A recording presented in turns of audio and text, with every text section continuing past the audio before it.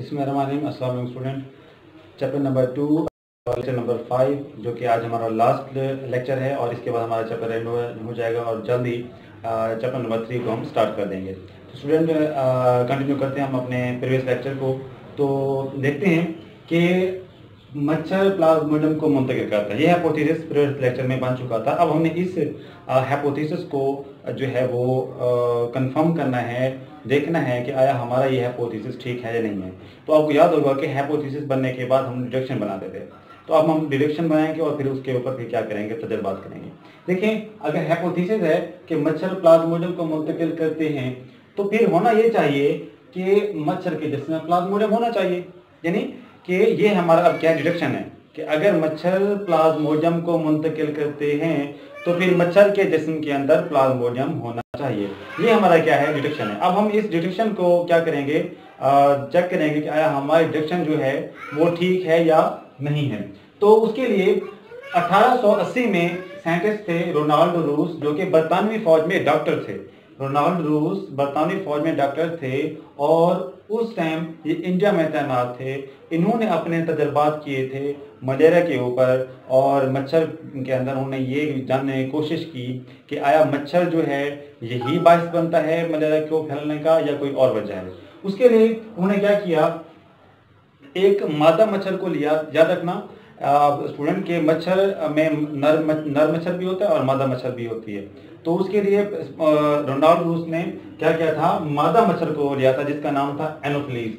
मादा एनोफिलीज को लिया और उसको चेक किया। चेक कैसे किया, उन्होंने रोनाल्ड रूस ने क्या किया कि उसी मादा मच्छर को कटवाया उस मरीज से जो कि मलेरिया का मरीज था। तो फिर उस चंद दिनों में उन्होंने देखा कि उस मादा मच्छर के अंदर प्लाज्मोडियम जो थे वो अपने तादाद को बढ़ा रहे थे।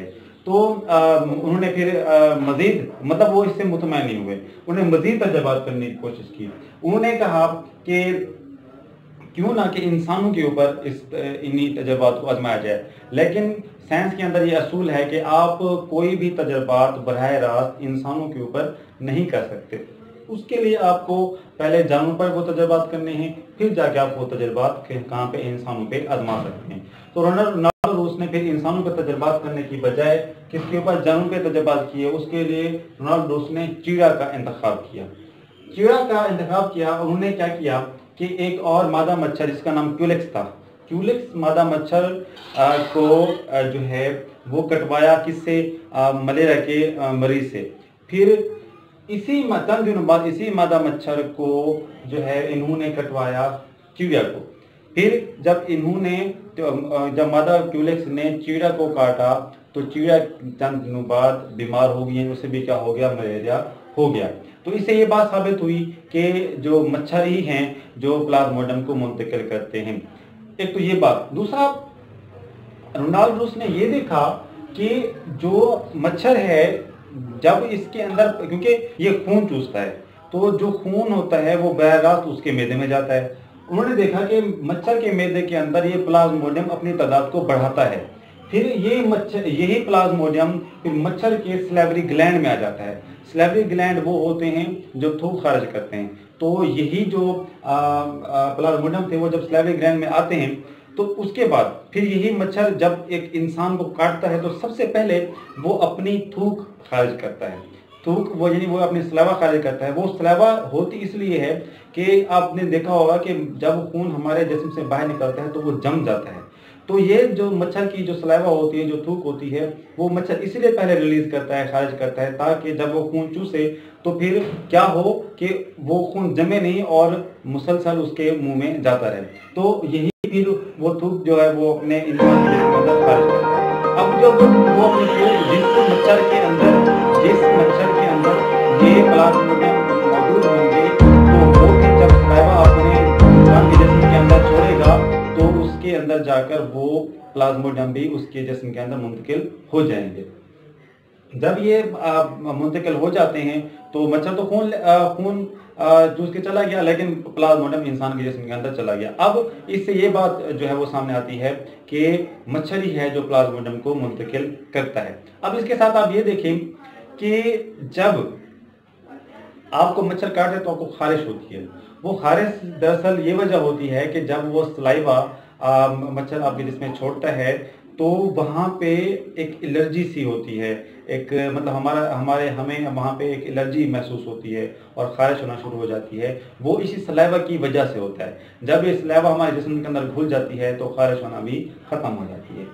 तो फिर बाद में आखिर में जब ये तजुर्बात कर लिए थे रोनाल्ड रूस ने, तो फिर उसने इन तजुर्बात को इंसानों के ऊपर आजमाया और फिर इंसानों को उन मच्छरों से कटवाया जिनके अंदर प्लाज्मा मौजूद था। तो इससे बात कन्फर्म हो गई कि इंसानों के अंदर जो प्लाज्मा मुंतकिल करता है वो जो है मच्छर ही मुंतकिल करता है।